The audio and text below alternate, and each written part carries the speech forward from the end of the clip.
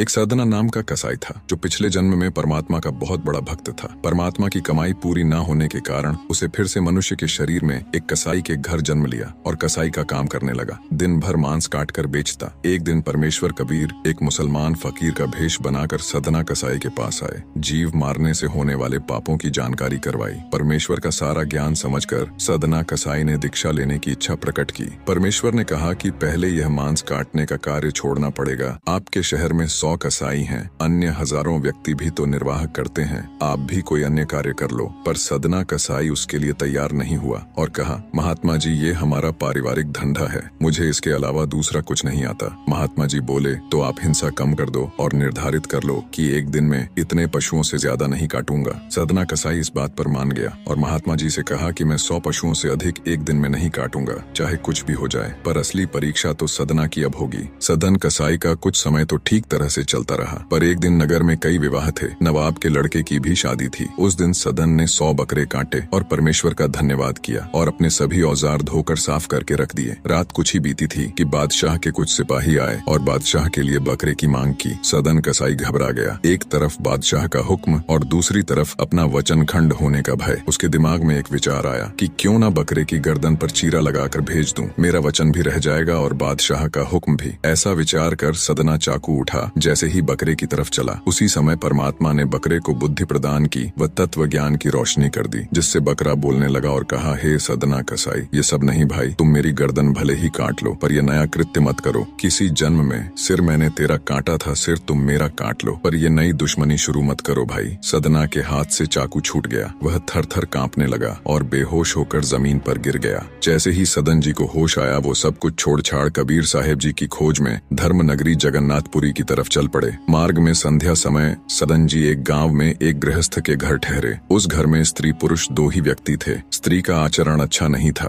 वह अपने घर ठहरे हुए इस स्वस्थ सुंदर सबल पुरुष पर मोहित हो गई। आधी रात के समय सदन जी के पास आकर वह अनेक प्रकार की अशिष्ट चेष्टाएं करने लगी। यह देख वे हाथ जोड़कर बोले, तुम तो मेरी माता हो, अपने बच्चे की परीक्षा मत लो माँ, मुझे तुम आशीर्वाद दो। उस स्त्री ने समझा कि मेरे पति के भय से ही यह मेरी बात नहीं मान रहा। वह गई और तलवार लेकर अपने सोते हुए पति का सिर काट दिया और कहने लगी, प्यारे अब डरो मत, मैंने अपने पति का सिर काट डाला है, अब तुम मुझे स्वीकार करो। सदन भय से कांप उठे और कहा, पापी औरत, ये तूने क्या कर डाला? स्त्री ने जब सारी कोशिश करके देख ली और पता चला कि ये तो नहीं मानेगा, तब द्वार पर आकर छाती पीट पीट कर रोने लगी। लोग उसका रुदन सुनकर एकत्र हो गए। उस दुष्ट औरत ने रोते चिल्लाते कहा, इस यात्री ने मेरे पति को मार डाला है और यह मेरे साथ बलात्कार करना चाहता था। लोगों ने सदन को खूब भला बुरा कहा और उसे राजा के दरबार में पेश किया। सदन बिना कोई सफाई दिए बस चुपचाप अपने प्रभु की लीला देख रहे थे। अतः अपराध न करने पर भी अपराध स्वीकार कर लिया। राजा की आज्ञा से सदन के दोनों हाथ काट दिए गए। फिर भी सदन के मन में परमात्मा के प्रति तनिक भी रोष नहीं आया और उसे भी मालिक की मर्जी मानते हुए, उनको याद करते हुए फिर से जगन्नाथपुरी को चल पड़े। सदन जी कुछ ही दूर चले थे कि कबीर साहेब जी प्रकट हो गए। सदन ने उनको देख हाथ जोड़ने के लिए जैसे ही भुजाएं उठाई, उनके दोनों हाथ पूर्ववत ठीक हो गए। सदन जी उनके चरणों में गिर गए। तब परमात्मा कबीर साहेब ने उसे उठाते हुए बताया कि पिछले जन्म में तुम काशी में सदाचारी विद्वान ब्राह्मण थे। एक दिन एक गाय कसाई के घेरे से भागी जा रही थी। ये जानते हुए भी कसाई उसके साथ क्या करेगा, तुमने गाय के गले में दोनों हाथ डालकर उसे भागने से रोक लिया। वही गाय वह स्त्री थी और कसाई उसका पति था। पूर्व जन्म का बदला लेने के लिए उसने उसका गला काटा और गाय को पकड़ने के लिए तुम्हारे हाथ राजा द्वारा दिए गए दंड से तुम्हारे पाप का नाश हो गया।